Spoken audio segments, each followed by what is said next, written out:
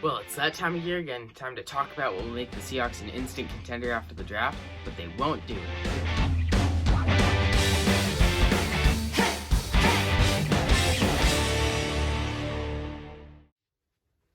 With this video, we're going to talk about what the Seahawks should do in the NFL draft to make themselves a contender, like I said earlier, and players that they should draft. And the positions that we're going to be talking about today are running back, wide receiver, cornerback, and offensive lineman.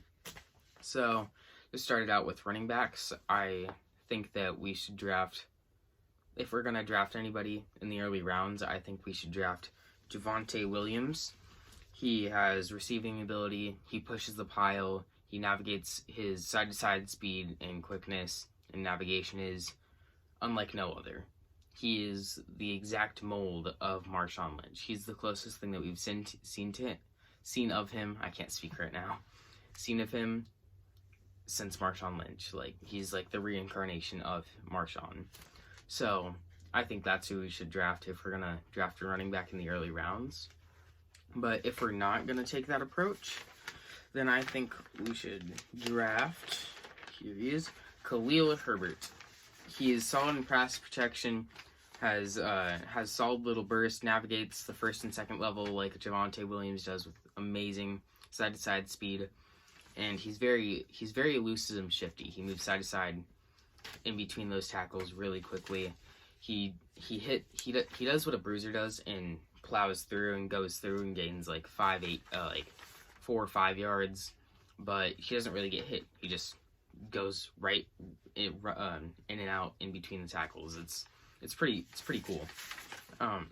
Khalil Herbert is a guy that we could probably get in the 4th or 5th round, maybe 6 if he really slides. But yeah, so Javonte Williams would be like a late 2nd round guy. He might slip to the 3rd, maybe trade up to get him there. And Khalil Herbert would be the secondary option if we can't get him in the 5th round. Then moving on to wide receivers. Obviously, we can't get the big guys like Jamar Chase, Jalen Waddle, and Devontae Smith. But some people that I think we have a good chance of getting, and that would be great for our scheme. One person, Tamorrion Terry. He can get some crazy speed. Was used lots with jet sweeps. He does a lot of what Lockett does, but he's just a little less shifty and has a little less speed. He can do what Robert Woods does of the LA Rams. He can do jet sweeps and stuff like that, as I said. And I think he might be able to line up as running back and maybe take a couple carries. Because that's what we're doing in our new scheme. We have no voice crack happened. We have a Rams offensive coordinator.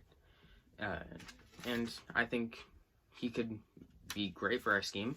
Another guy in the late rounds I think we could pick up is Daz Newsom. Let me flip to the page. Daz Newsom. He has great hands, great route running. He can do jet sweeps. He can maybe take a couple carries. He's like 5. I think he's under 6 foot. Just a little bit under. He's anywhere from 5'9" to 5'11". I have like a bunch of papers stacked on me, so if you hear anything falling, that's what it is. He has great blocking, great hands. He's all around a great wide receiver for this new scheme. And on to cornerbacks.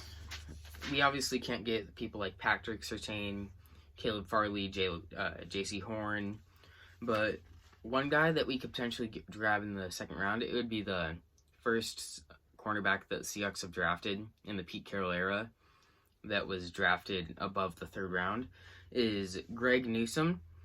His arms are insanely long. He's like 6'1", and when he's squatted down for coverage, his arms are like touching the ground. Like, he's so lengthy. He's draped over the wide receiver at all times. He can run our scheme. He's a great fit for us. Another guy is Paulson Adebo. He's out of Stanford, has long arms, he's tall. He's not the best in coverage, but he hits hard. I don't know if he's all the way committed. I think that he could use his body a little better. I think he plays around like 5'9", not 5'9", 5'10", 5'11", rather than 6'1" or 6'2", like he should. But I think we could definitely get him to that point, and I think he could be a great late round guy in the late fourth, mid fifth, early sixth round that we could pick up and we could coach up, and he could be a great corner for us. My favorite corner in the class is Mukwamu. He struggled a hint in coverage, but his arms are insanely long, and he's 6'4" and fast. So even if you burn him, he's fast and he can catch up to you. And then even if he's not quite there, he can just like barely reach his arm out, and he's right next to you. And like take one more step, and he's right next to you on a comeback route, and he can swat the ball. And there was a crazy play against, I think it was Florida, the Florida Gators, where the ball was completely uncatchable by anybody. Like, it was in the very corner it was like on the very edge of the sideline. It was like right here. It was targeted right here. He's probably, I don't know, 3-4 yards away, and he dives out and catches it on his fingertips, and he returns it for, I think it was a pick 6. He's insanely lengthy, and he's a perfect scheme fit for a team. And that's about it for cornerbacks. I'm kind of rushing through this because I don't want it to be a super long video. Players for offensive guard and centers. I think Wyatt Davis, he destroys in the run game, solid pass blocking, and pretty solid awareness. Then Creed Humphreys, center. I really like him a lot. He has great run blocking, really moves people for the running back to create holes. Very sturdy in pass protection, very solid, quick snap and tight spiral. Then, yeah, so page 2 for offensive tackles. Yeah, page 1. All right, so Liam Eichenberg, his feet are he moves around very quickly. Yeah, I call him fancy feet because his feet are always moving. He looks like what's his name from the movie? It's like the little penguin that's a Happy Feet. I used to love that movie. He's great in pass blocking, moves really well. Sometimes vulnerable in run blocking. You know, Pete Carroll likes his mollies in the run game, but that's why I might slide a little bit and slide to us in the second round. Holds the block in pass coverage for a long time. I didn't see him give up a single sack. He'd just stand there and shove the person back over and over and over and just slowly move backwards, and it was never his fault if the quarterback got sacked.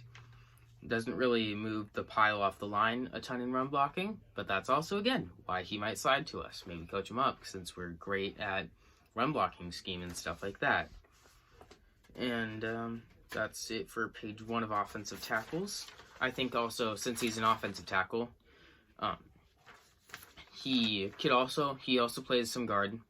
I think he could maybe slot in at left guard, and then once Dwayne Brown retires, he can slot in as our left tackle of the future and be there for years to protect Russell if we keep him like I hope we do, which we should. And then Walker Little, he's very great footwork, doesn't let people beat him on the edge, great hands, insane pass blocking, and solid run blocking. All around, just a solid player that I think could fit our scheme really well. I think I forgot one player. Yes, here it is. David Moore. He just shoves you over. Like, he touches you, you're on the ground. He instantly pancakes you. He's always driving you off the ball. Doesn't have the best footwork, but that's also why this is why he might slide down into the 3rd, 4th round. He's a great fit for us, and I think he could be great for the Seahawks. And that's what I think we should do in the draft. Maybe draft Javonte Williams in the 2nd round, pick up an offensive tackle and offensive guard in the 3rd round. I don't think we have a 3rd rounder. Maybe trade up a little bit, get somebody in the 3rd round, maybe in the 4th round, then the 5th round, draft Tamorrion Terry and Daz Newsom, trade down a little bit with by maybe trading Lockett to the Patriots for their 2nd rounder, use that pick to trade down a ton and just load up on 3rd round, 4th, and 5th rounders and stuff like that, and just build up our team, draft cornerbacks, draft all the stuff to make depth and make our team built for the future, because Russell Wilson, his cap hit's massive. He talks about wanting a great offensive line, great wide receivers, great all this stuff, but he doesn't take the cap cut. So if we have to deal with that, then we have to cut somewhere. So we have to draft well, draft cornerbacks, draft D linemen, draft all the stuff to make it so we can have a really solid team built around Russell and make it so we're consistently a contender, because we're fighting against the odds right now, because a quarterback has never won a Super Bowl making, I think the stats 14 or 15% over the percent of the cap. That's why you saw Patrick Mahomes take the deal for the team. He's not going to be making anywhere near. He's not going to be making up to 14% of the cap at all. Nowhere in that deal.